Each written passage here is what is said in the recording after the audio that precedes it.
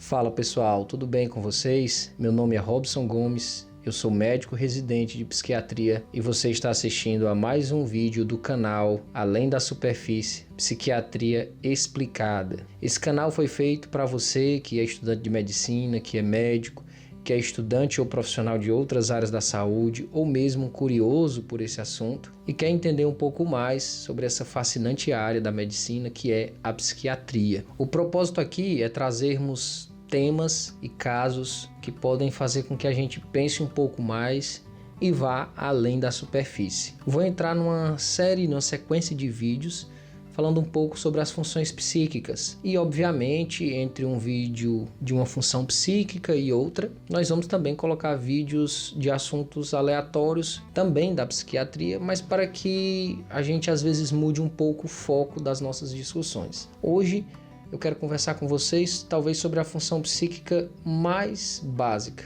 que é a consciência. Mas antes de entrarmos na consciência propriamente dito, o que seria uma função psíquica? As funções psíquicas foram maneiras que a psicopatologia conseguiu de fragmentar o estudo da mente, o estudo das atividades mentais ou do que chamamos de aparelho psíquico. Portanto, na prática, na realidade em si, uma função psíquica, uma função mental, ela não existe sozinha. Para que uma função psíquica exista, é necessário que todas as outras funções mentais estejam funcionando adequadamente. É apenas uma maneira de estudarmos e entendermos melhor esse mecanismo tão complexo que é a mente humana. E a consciência? O que seria consciência? A dificuldade de entender um pouco mais fundo sobre consciência, ela já começa na própria definição. Historicamente, consciência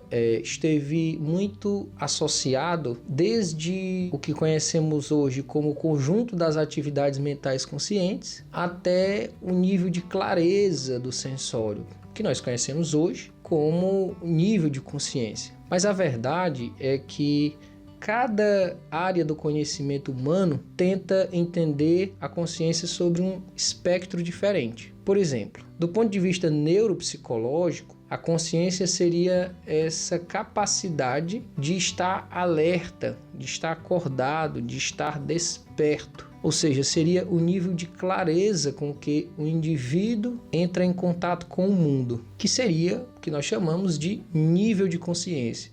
Seria esse aspecto mais quantitativo da consciência humana. Do ponto de vista psicológico, propriamente dito, a consciência é um construto, é uma estrutura mental que coloca toda a psique humana em contato com a realidade, com o mundo exterior. Ou seja, segundo a psicologia, a consciência seria uma porta de entrada para a psique, seria uma porta aberta para que o mundo entrasse em direção à nossa atividade psíquica. Portanto, a consciência, segundo os aspectos da psicologia, seria uma maneira com que o indivíduo tem subjetivamente de entrar em contato com a realidade. Do ponto de vista ético-filosófico, a consciência tem relação com a consciência ética, consciência moral, tem relação com o fato de ser consciente em relação aos deveres, às obrigações no mundo que nós chamamos de civilizado. Então, de acordo com a área do conhecimento em que nós estamos olhando para a consciência, ela parece ter um formato diferente. Mas, segundo a psicologia clássica, a consciência é um papel em branco, seria uma folha em branco na qual cada indivíduo escreve sua história e traz para esse papel, para esse fundo branco, os elementos do mundo. Ou mesmo um palco sobre o qual se desenrola a peça da vida. Mas para a corrente fenomenológica, principalmente na figura do seu fundador, que foi Edmund Husserl, um filósofo alemão, a consciência ela possui uma característica mais ativa, uma característica que tem mais relação com a intencionalidade. Ou seja, para que o indivíduo realize uma atividade consciente, ele tem que se dirigir em relação ao mundo. Então a consciência passa a ter um aspecto mais intencional e não apenas esse aspecto passivo. Um dos filósofos mais recentes,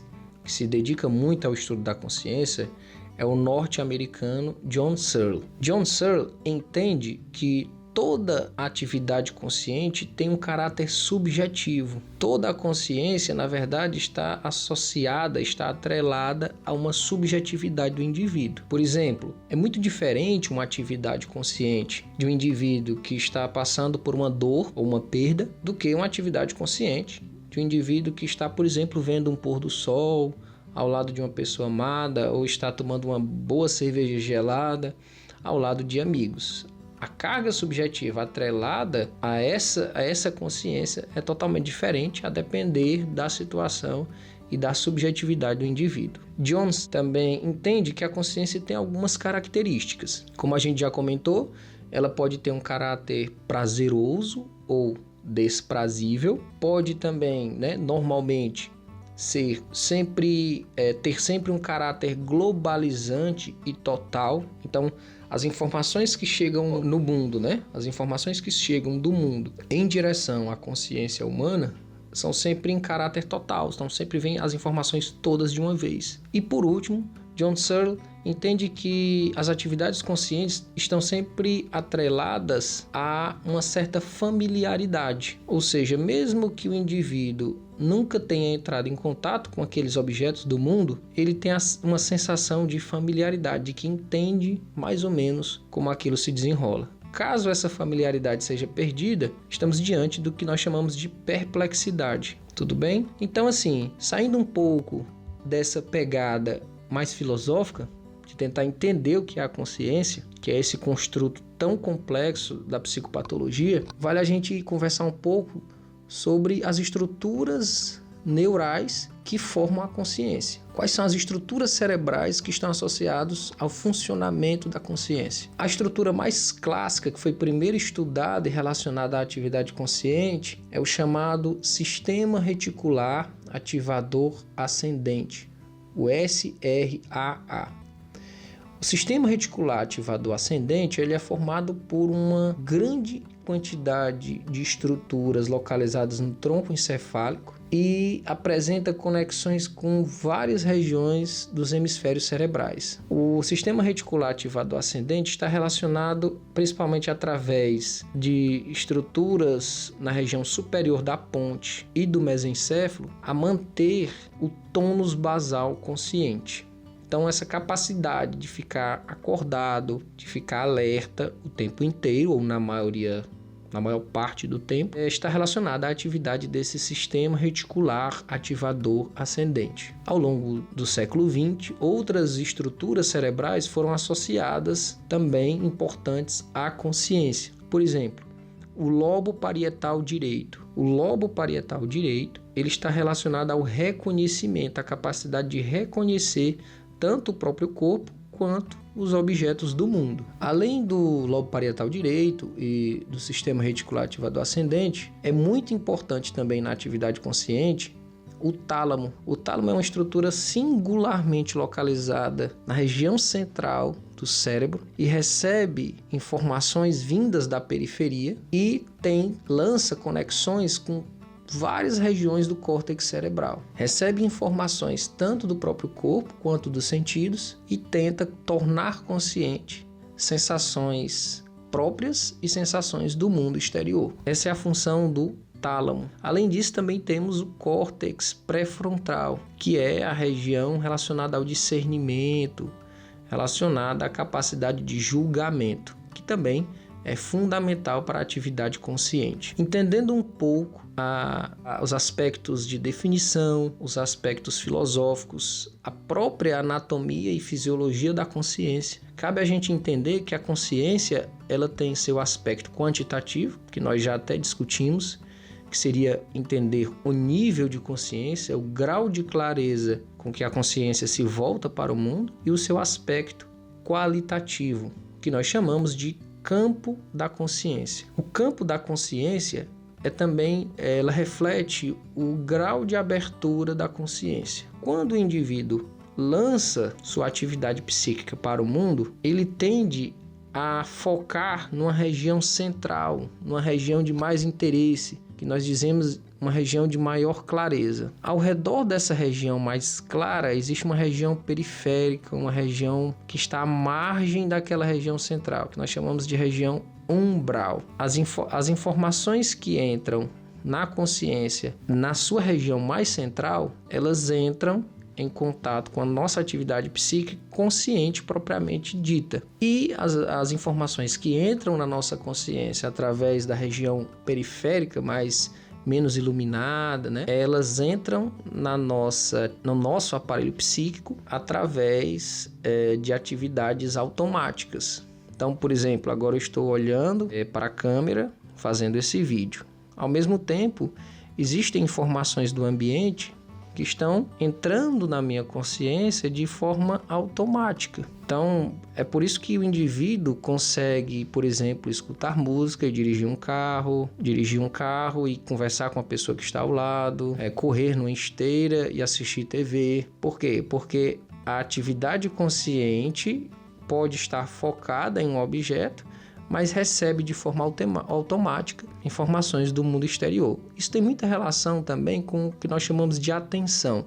Só que a atenção, o nível de atenção, é também uma outra função psíquica que a gente pode estudar mais na frente, tá certo? Então, o campo da consciência é esse aspecto qualitativo. Chegando até aqui, vale muito a pena a gente conversar um pouco sobre o que seria o famoso inconsciente. Quando lembramos de inconsciente, pensamos logo na figura de Sigmund Freud. E realmente foi Freud, juntamente com Brauer, quem primeiro tentou definir o que seria inconsciente. Freud passou a falar de inconsciente quando estudou uma grande quantidade de indivíduos que foram submetidos à hipnose ou observou esses pacientes em estados alterados do campo da consciência, por exemplo, que era conhecido antes como histeria, e chegou à conclusão que o inconsciente ele poderia ser dividido em dois, no inconsciente verdadeiro e no inconsciente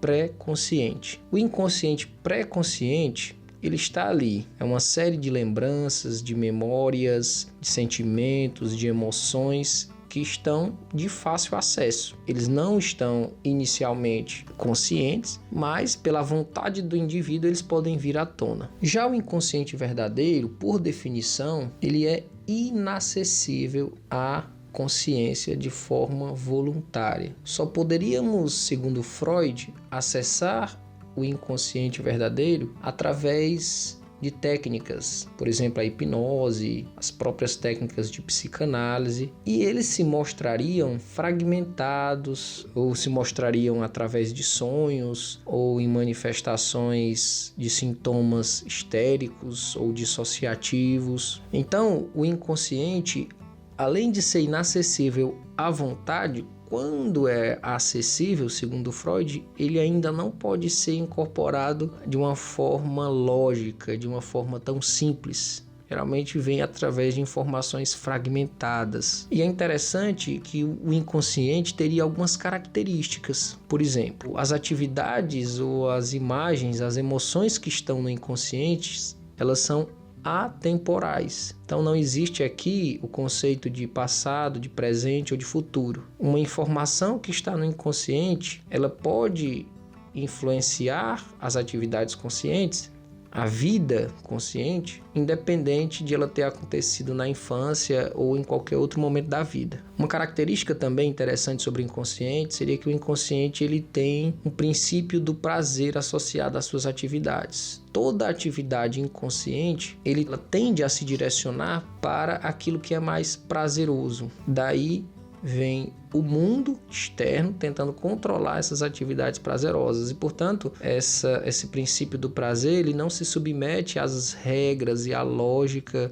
da ética, da moral, do que seria o mundo real. Além disso, o inconsciente e as atividades inconscientes, elas poderiam trocar energia, né, entre uma ideia e outra nas atividades, nos conceitos que são conhecidos como deslocamentos, entre tantas outras características que Freud relatou nos seus tratados de psicanálise, estudando o inconsciente. E aí, amigos, nós chegamos aqui num ponto da nossa conversa em que a gente precisa falar um pouco sobre as alterações. Como é que a consciência pode ser alterada? como as manifestações da consciência se alteram. Fisiologicamente, a consciência pode se alterar, por exemplo, no ciclo circadiano, no próprio sono, que são fundamentais para o funcionamento de toda a fisiologia do ser humano. Você já conseguiu se imaginar passar vários dias seguidos sem dormir? Então, esse é o papel do sono na vida do indivíduo. Não vamos entrar aqui nos detalhes do sono, porque foge um pouco o escopo desse vídeo. Acho que daria um vídeo só sobre sono e também sobre sonhos, trazendo aí o gancho dos conceitos de inconsciente trazidos por Freud. Quando vamos estudar as alterações patológicas, que são relacionadas à doença da consciência, nós podemos dividir em alterações quantitativas e alterações qualitativas, ou seja, alterações do nível de consciência e alterações do campo da consciência. As alterações do nível de consciência são os chamados rebaixamento do sensório, ou seja, o nível de clareza da consciência pode estar maior ou menor. Então, pode variar desde um grau leve de sonolência até um coma profundo. Existem alguns termos que são utilizados na psicopatologia que vale a pena a gente trazer. Por exemplo, o que seria a obnubilação? Seria o grau mais leve de rebaixamento do nível de consciência. Seria uma sonolência leve a moderada. O indivíduo ali pode já estar com alterações da sua atenção, voltado mais ali para a sua sonolência, mas responde facilmente às suas demandas do meio. Isso seria a obnubilação. Em seguida vem o estado conhecido como torpor, que seria um rebaixamento maior do nível de consciência, em que o indivíduo consegue ficar pouco tempo em contato com o mundo e apenas quando é chamado. Depois do torpor existe o sopor, que é um rebaixamento bem mais profundo do nível de consciência. O indivíduo tende a ficar em contato com a realidade durante pouquíssimo tempo e apenas quando é estimulado. E esse estímulo ele precisa ser muitas vezes estímulos dolorosos, estímulos, por exemplo, táteis, e o indivíduo ele não se manifesta de uma forma clara, ele apenas diante de um estímulo doloroso, ele apenas faz movimentos ali involuntários, ou sussurros, gemidos. E por último nós temos o coma, em que o indivíduo se desliga totalmente da realidade e nem mesmo estímulos dolorosos intensos traz o indivíduo para interagir com o mundo real. Então, na ordem do mais claro para o mais profundo, para o mais escuro em relação ao nível de consciência, nós temos o estado de alerta, a obnubilação, o estado de torpor, o estado de sopor e o coma. O coma ainda pode ser dividido em graus, de acordo com seu nível de profundidade. Quando analisamos as alterações do campo da consciência, nós estamos falando no nível de estreitamento da consciência. Por exemplo, quando o indivíduo se volta apenas para um grupo específico de ideias e ignora todo o restante do mundo externo, o seu campo da consciência está estreitado. Existem alguns termos que são utilizados para a gente definir alguns estados alterados do campo da consciência. Por exemplo, os estados dissociativos. Os estados dissociativos, o indivíduo apresenta um estreitamento muito grande do campo da consciência, passa a se concentrar em um grupo específico de ideias ou de emoções ou de temas, tende a ficar por pouco tempo nesse episódio dissociativo, tende a apresentar uma amnésia, que a gente chama de amnésia lacunar, que é um esquecimento daquele momento, daquele episódio dissociativo, depois volta para a sua consciência normal.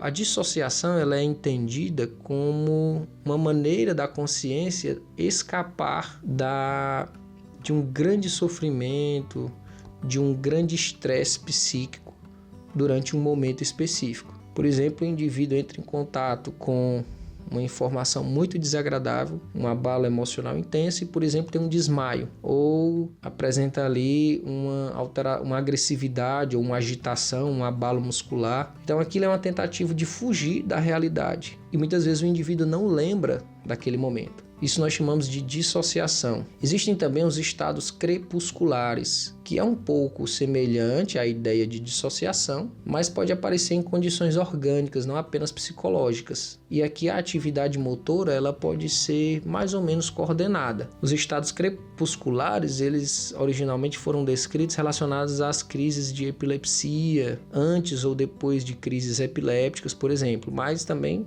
podem ser relacionados a traumatismos cranianos, alguma infecção do sistema nervoso central, né? E existem autores que entendem que a dissociação, por exemplo, é um tipo de estado crepuscular. Uma alteração também do campo da consciência é o que nós chamamos de transe. O transe é uma alteração do campo da consciência em que o indivíduo manifesta, além de um leve rebaixamento, às vezes um rebaixamento de consciência maior, movimentos estereotipados, abalos musculares, uma sensação de que está muitas vezes se fundindo ao universo. É importante lembrar que o estado de transe ele está relacionado a contextos religiosos e contextos culturais. Por exemplo, em religiões, em rituais de religiões evangélicas, neopentecostais ou religiões de matrizes africanas, existem rituais em que os indivíduos podem entrar no chamado transe. A hipnose também é considerada uma alteração do campo da consciência. A hipnose é quando o indivíduo estreita o campo da consciência e se volta para memórias, para emoções, para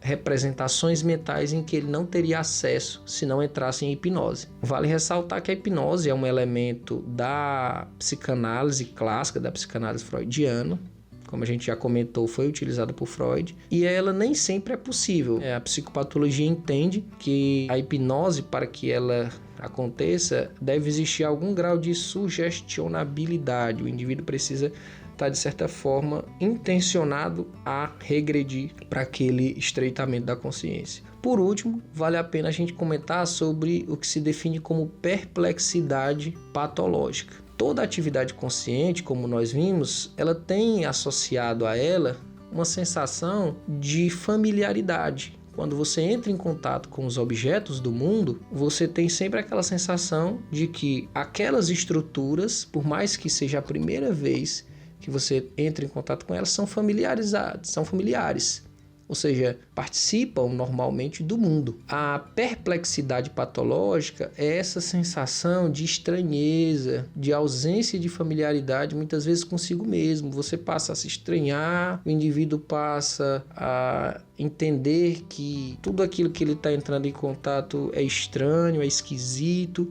Isso tende a causar uma sensação de sofrimento, de angústia, de inquietação. Então essa sensação de estranheza consigo e com o mundo, que nós chamamos de perplexidade, é muito comum nos chamados estados pré-mórbidos dos transtornos psicóticos. Então antes de um indivíduo ter uma primeira crise psicótica, por exemplo, na esquizofrenia, ele tende a experimentar esse estado de estranheza, esse estado de perplexidade patológica. Então, amigos, chegamos aqui ao final de mais um vídeo. Dessa vez a gente tentou abordar um pouco além da superfície esse conceito tão interessante da psicopatologia, que é a consciência. Então, pessoal, se vocês gostaram do vídeo, eu peço a vocês que enviem para os amigos, que curtam o vídeo, que se inscrevam no canal, que isso é muito importante para a gente continuar produzindo esse conteúdo. Forte abraço a todos e a gente se encontra no próximo episódio.